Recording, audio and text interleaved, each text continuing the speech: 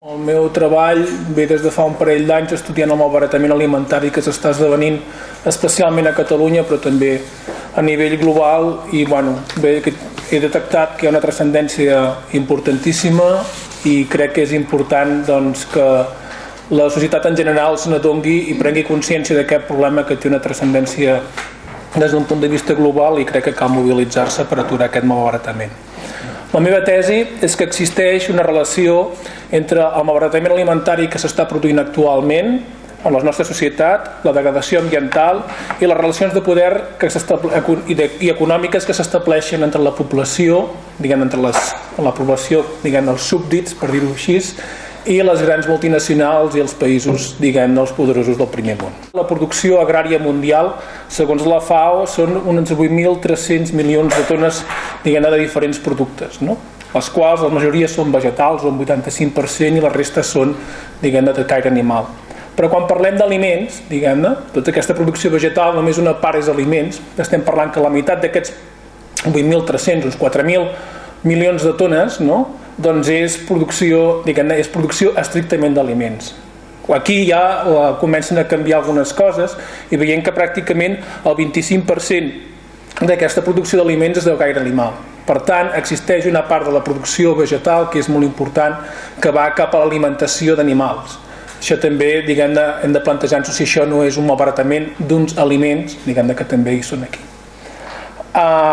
Per tant, també hem de tenir molt clar, que això hi ha molta gent, no descobreixo res, que els països del primer món són productors de cereals, són productors de carns i de productes làctics. En canvi, els països del tercer món són productors de postres i d'infusions, per dir-ho així. Produeixen bananes, pinyes, cafè, te i sucre. Cal dir que hi ha aliments per a tothom. Actualment, cada persona humana de la Terra té més de 600 quilos d'aliments disponibles, si la repartíssim equitativament.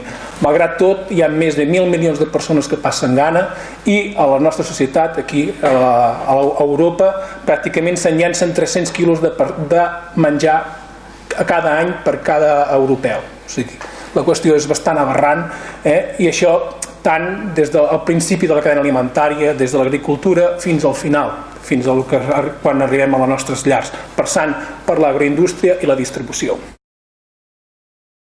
Evidentment, el malbaratament és diferent que el que s'esdevé als països del tercer món, que també n'hi ha, que és molt centrat en les seves impossibilitats de conservar-lo, bàsicament els aliments. En canvi, nosaltres el malbaratem moltes vegades a casa i també derivada per la pressió que fa la distribució per derivar malbaratament cap a les cases, per vies d'ofertes o cap als productors via els requeriments d'homogenització de productes i el poder que exerceix la distribució sobre els poders polítics per rebutjar determinats aliments que entrin dins la cadena alimentària.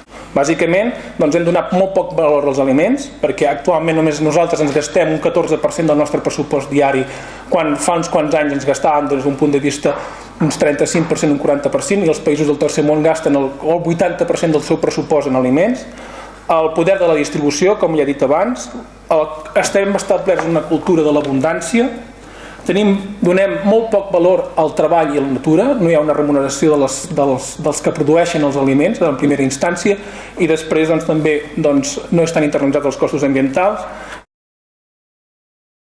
I és fonamental trencar aquest malbaratament, que podem fer-ho ja des de la nostra casa com a accions individuals, però també de manera col·lectiva, denunciant aquesta aberració. Això vol dir que ja s'ha acabat el temps.